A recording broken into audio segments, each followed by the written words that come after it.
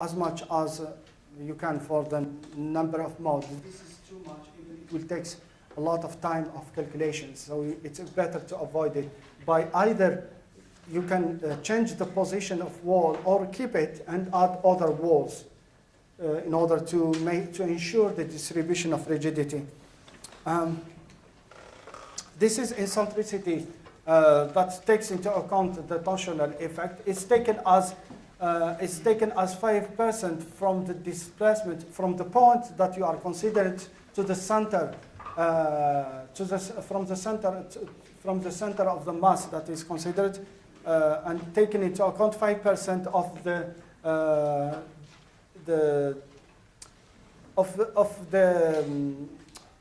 the floor dimension perpendicular to the seismic actions. So I have this here. So I'm taking the uncertainty that allows me to take into account, well, I'm taking the uncertainty of probability of occurring of torsional effect. So I'm not sure that they will not have a torsional effect. So this is expressed the uncertainty in taking the torsional effect. And I'm taking it as 5%. Actually, no more there in before. Pardon? It is 1.5 in the equation. Is no more there. Is no more there? Okay. Yeah, this is the code that I have used for your. This was the amendment. Yeah, even in your code they don't have this 1.5. Yeah. Okay. And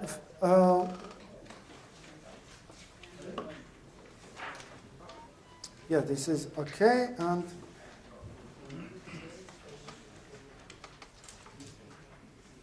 yes, and I don't know why the Indian it allows this. It says that even if you use this, you have just to add another 5%.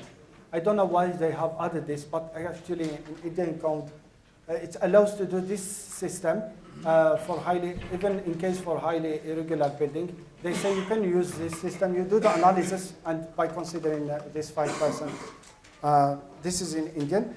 Well, and here is in Eurocode. In Eurocode, you have seen that there is only 5% of the directions. It's the same B, just here it's called L. And when you calculate it, then you inject it with the force, and you estimate the moment that I show. And this moment, you will add it as an external action in order to take into account the uncertainty when you calculate the forces. And if you are using, of course, here in Eurocode, it's showing the uncertainty how it's taken, whether you are using 3D model or using 2D model. Of course, logically, when you are using 2D model, there is no way to estimate the torsional effect. But here it just says you multiply by a factor of 2.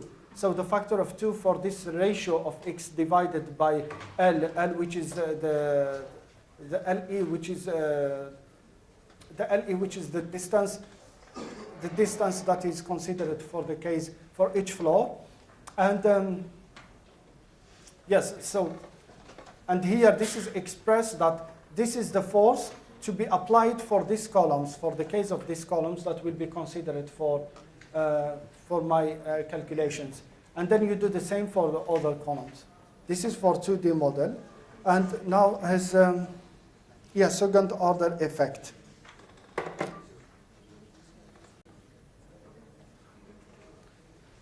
Okay, the second order effect, which is P delta effect. The P delta effect comes from the wind or any other or small vibrations. And actually, we don't take into account P delta effect for the case of low or mid-rise building. It's mostly taken for the case of low high-rise building or the case of, let's say, building that has a high story height at ground floor, very important story height, and it's open. It's open space. So in this case, you can have the P delta effect. And in this case, in order to calculate this small displacement, so you have to consider the gravity loading, which will influence the structures. So, and then the P delta contribute. This is a definition. So the gravity load will influence the structural response under significant lateral displacement. It comes from wind or small vibration with the time. And also here it says that P delta item may contribute to loss of lateral resistance, resistance for the residential for the system, and instability of the system. And actually, they are considering two types of P delta in American codes. They says the P delta can P with a small delta at the element member, just at element level, which is in most of the cases not significant. And then you have P delta at the global level. For example, here, we assume this is at the global level, but sometimes you can have P delta at just element level, one element that is affected by the P delta effect. So in Eurocode, this is how it's considered. It's a ratio. It's called, this is called P delta ratio. It's inter-story drift sensitivity coefficient, which is, it has, you have to check this, this criteria. So it says if this criteria is fulfilled, that means you don't have risk of P delta. So then otherwise, if this is not fulfilled, you have to take values which is here, you take it. So if it's not fulfilled, you have to take it if theta is bigger or bigger of from 0.1 and smaller than 0.3, then this theta may approximately be taken into account. So by multiplying the relevant seismic action effect by a factor equal to 1 divided by 1 minus theta. So you take this action Cummins, this action that may provide the P delta and just multiply by this. And then a value of the coefficient of theta shall not exceed 0.3. So you check this. So this is the only information that is provided by P delta, but again, in general, is not taken into account. Most of the cases for flexible building, like steel building, and sometimes I have some solution I will show you. But if you are using SAP, you only need to check this, tick this, and then the P delta is taken into account for your analysis. So just need to take this. For the case of flexible building, usually you see that always they add this brace. Actually, this is from American codes. They recommend to always use this kind of bracing just to avoid the P delta, especially for tall building, high-rise building made from steel and probably also other materials. So we just use this X bracing or zipper columns.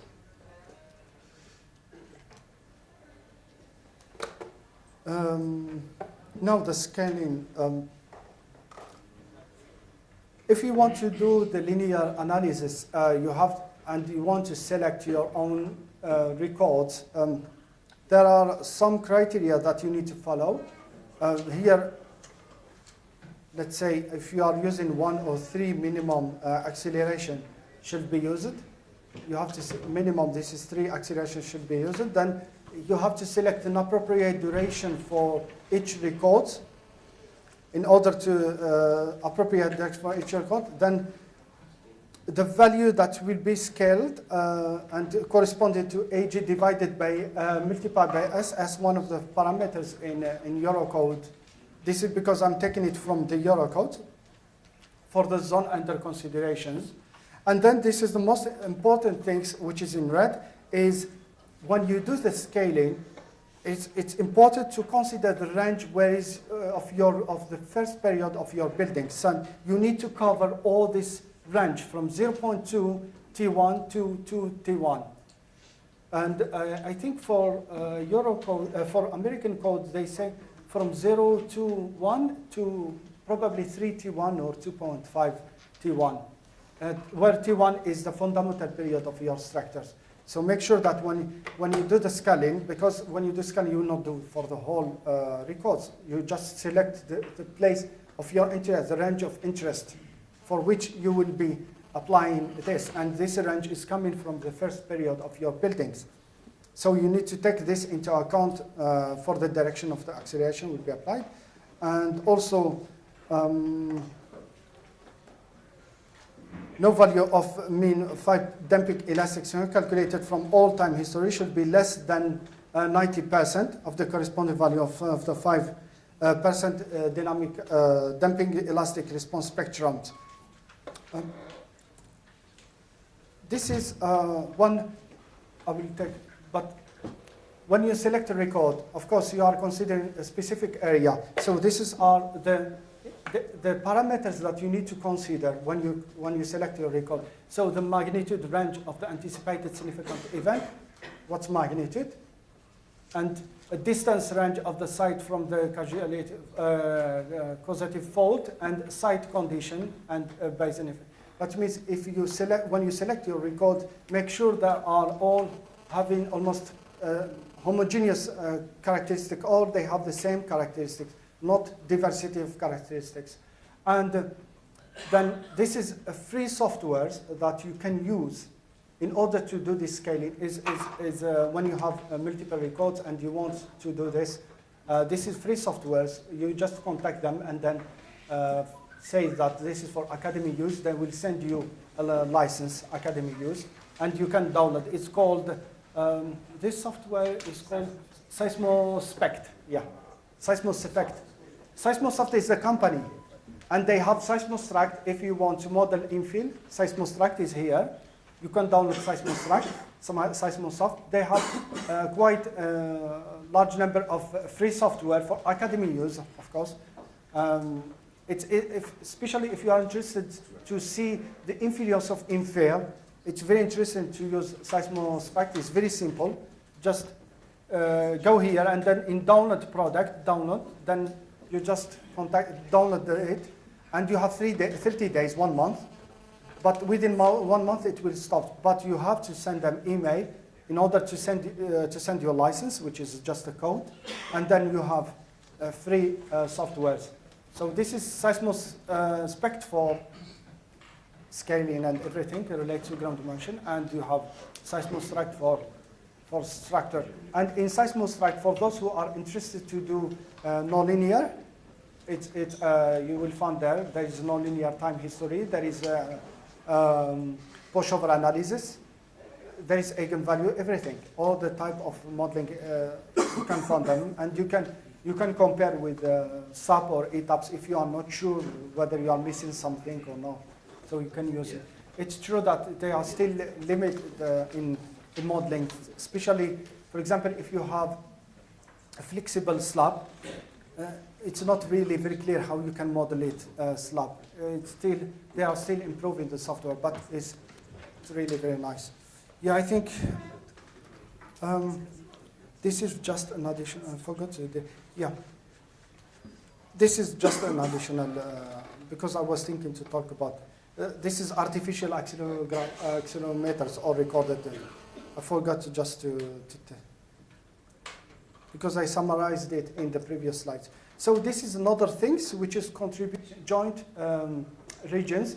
Yesterday, Professor Uganda talked about this joint regions, and so if you are assuming that all your nodes are rigid or not, this is, for example, here I'm assuming like 100%. Here, this is in SAP, how you can assume it.